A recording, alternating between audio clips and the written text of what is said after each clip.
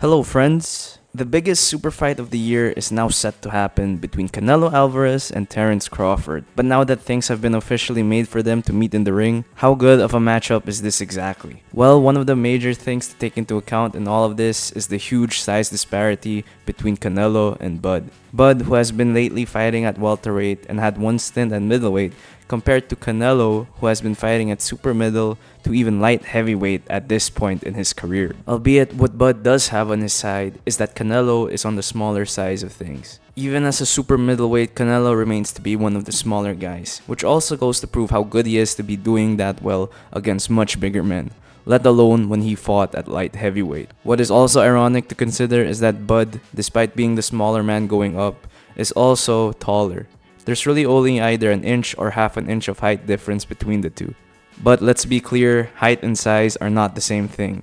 Canelo has built his frame steadily through the years he has been in these heavier weight classes, and now his body is accustomed to it. Bud may have had beefed himself up to be in the same weight as Canelo now, but how will he actually perform when under the bright lights in this much heavier weight class than he is accustomed to? This fight will literally be his super middleweight debut, and not just against anyone, but arguably the greatest super middleweight boxer of today in that of Canelo Alvarez. And perhaps the biggest issue aside the size when it comes to Bud coming into this fight is of how barely active he is. Bud just barely ever fights, and this does him zero favors, especially when coming into a new weight class. He has quite literally only fought once per year since his fight in 2019 with Velasquez, whereas Canelo has had a total of 12 fights since his last fight in 2019 against Kovalev.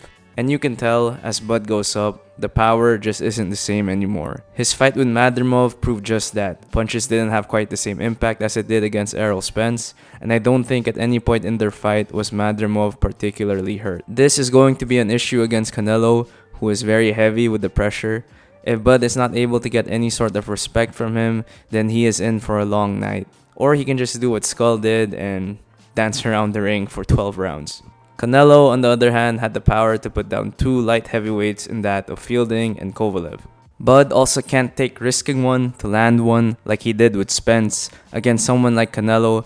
Canelo is by far the biggest puncher he is ever going to face, and nobody has ever put him out. But this is boxing at the end of the day, and securing a victory is more than just a knockout. I do believe Bud has a more diverse skill set, better footwork, better jab, able to fight on the back foot, and is able to switch hit. This for me would be the thing that would give Canelo the most issues. I don't think he has ever fought a switch hitter on that level of Bud, and as of late, Canelo's defense just hasn't been the same. He's been a lot more reliant on his high guard, walking the opponent down and breaking them with his power, as compared to before when we would see this beautiful display of head movement. This was at its peak when he fought Daniel Jacobs. I can't really picture Bud finishing Canelo also. I mean, even big punchers like Liam Smith in light heavyweight couldn't put him down. At most, he can appoint him and constantly get him clean due to the lack of his defense nowadays. But Bud is going to have to be way more perfect for the entirety of this fight as compared to Canelo. A major thing this also comes down to is how Bud feels with his bigger frame at super middle. Will he still be able to do the things he constantly did in the past? Because the heavier you are, then you just can't make the same moves you once did when you were lighter. Or will Bud be an exemption to that rule? As of now, I'm going to have to go with Canelo. Weight classes exist for a reason, and Bud is moving up from 145 to 154 to now 168 in such a short amount of time.